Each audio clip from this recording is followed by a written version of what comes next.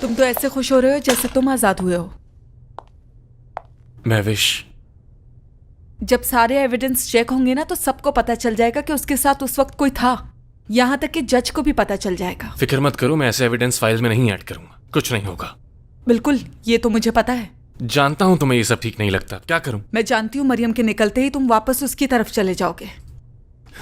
तुम जानती हो मैं उससे ब्रेकअप करने ही वाला था। पर तुमने ऐसा किया नहीं और तुम ऐसा करोगे भी नहीं। उसने इतना कुछ हो जाने के बावजूद तुम्हारा राज रखा, तुम नहीं छोड़ोगे उसे।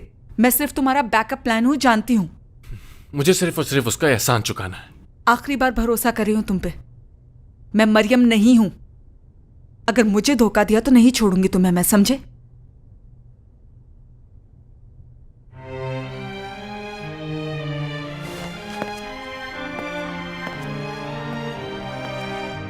वैसे मैंने एक जगह पढ़ा था कि विटामिन डी की कमी से अक्सर डिप्रेशन हो जाता है। तो मैं सोच रहा था कि हम दोनों बीच पर चलते हैं इस वीकेंड। सिर्फ हम दोनों साथ कुछ वक्त गुजारेंगे, कोई डिस्टर्बेंस नहीं होगी। याद है जब पहली बार हम दोनों छुप कर गए थे वहां? बीच पर तो गए ही नहीं थे। सब याद है तुम्हें?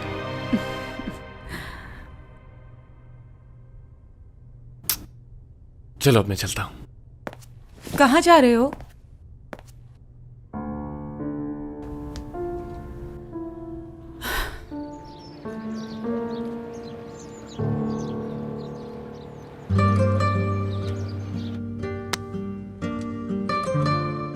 सच कह रहे हो तुम क्या वाकई में?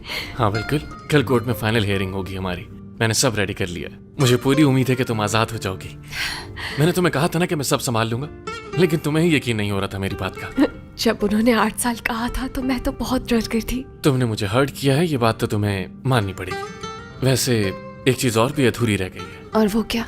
जिसके लिए मैंने तुम्हें खास तौर पर डिनर पर बुलाया था, अब उसे मुकम्मल करने का वक्त आ गया है। पहले मैं अपने बाबा से मिलने जाऊंगी। महविश ने बताया था कि तुम उनका बहुत ख्याल रख रहे हो। कैसे हैं वो? ठीक तो है ना? हाँ हाँ बिल्कुल ठीक है वो। जल्द मिलेगी तुम उनसे।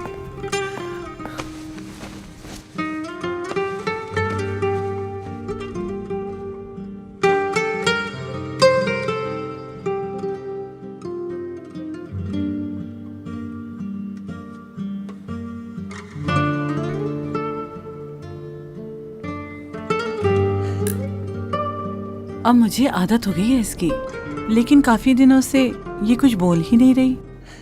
अरे कितनी प्यारी है ये। हाँ, यहाँ से निकलते ही बेकरी पे जाऊंगी। बाबा भी अस्पताल से घर आ जाएंगे।